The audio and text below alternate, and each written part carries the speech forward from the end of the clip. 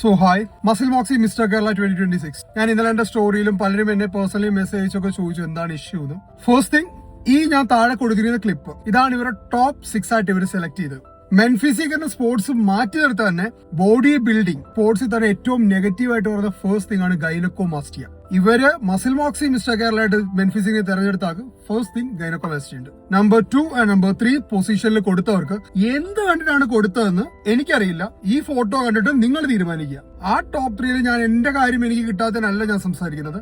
എന്റെ ഉൾപ്പെടെ വേറെ 2 വ്യക്തികൾ അതേ സ്റ്റേജിലുണ്ടായിരുന്നു. ഞാൻ അവരെ ഇതിൽ mention, 1 mister Nadir Shah, second 1 പുള്ളിയുടെ പേര് എനിക്കറിയില്ല. ഞാൻ ഐഡി തപ്പിയെടുത്ത് ജെന്യൂൻ ആയിട്ട് മെൻഷൻ ചെയ്തിരിക്കും. He also deserve A genuine result. Actually ഈ ടോപ്പ് 3 ശരിക്കും അവർ കൊടുത്ത മെഡലിസ്റ്റുകൾ അർഹരായിരുന്നു എന്ന് നിങ്ങൾ തീരുമാനിക്കുക. ഞാൻ ഇതിന്റെ അകത്ത് കൂടുതൽ പറയുന്നില്ല. ഒരു ഡിസ്ട്രിക്ട് ലെവൽ കോമ്പറ്റീഷന് ചാമ്പ്യൻ ഓഫ് ചാമ്പ്യൻ ആവുകയും ചെയ്ത അതേ ജഡ്ജസ് ഇരിക്കുന്ന വേറൊരു ഓപ്പൺ മിസ്റ്റർ കേരളയ്ക്ക് വരുമ്പോൾ പുള്ളി ഒരു ബോഡി ബിൽഡറിന്റെ ഫ്രെയിം ആവുന്നു. അതൊരു മിറാക്കിളാണ്. 25 ഡേയ്സിൽ ഒരു മെൻ ഫിസിക് അത്ലറ്റിന് ബോഡി ബിൽഡറിന്റെ അത്രയും മസിൽ വോളിയം ക്യാരി ചെയ്യാൻ പറ്റാന്ന് പറഞ്ഞാൽ മാജിക്. അത് വേറൊന്നും പറയാൻ പറ്റില്ല. സോ മസിൽ മോക്സി നടത്തിയ അട്ടർ ഫ്ലോപ്പ് ജഡ്ജ്മെന്റ് ആയിരുന്നു കഴിഞ്ഞ ദിവസം ഞാൻ പങ്കെടുത്തത്.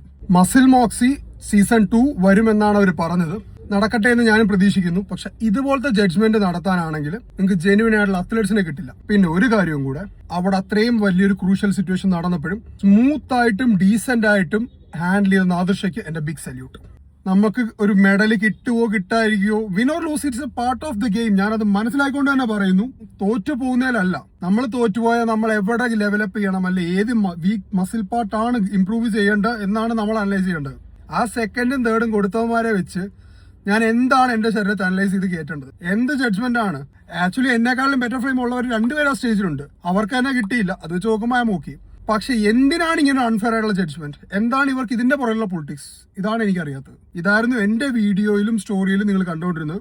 ഞാൻ പോകുന്നതിന് മുമ്പേ വീഡിയോ ഇട്ടിട്ടാണ് പോയത്. ഞാനൊരു കേരള സ്റ്റേജ് എക്സ്പീരിയൻസ് ചെയ്യാൻ പോകുന്ന ബിഗിനറാണ്. നമുക്ക് എക്സ്പീരിയൻസ് എപ്പോഴും പല രീതിയിൽ കിട്ടാം. Excellent, good, bad, verse.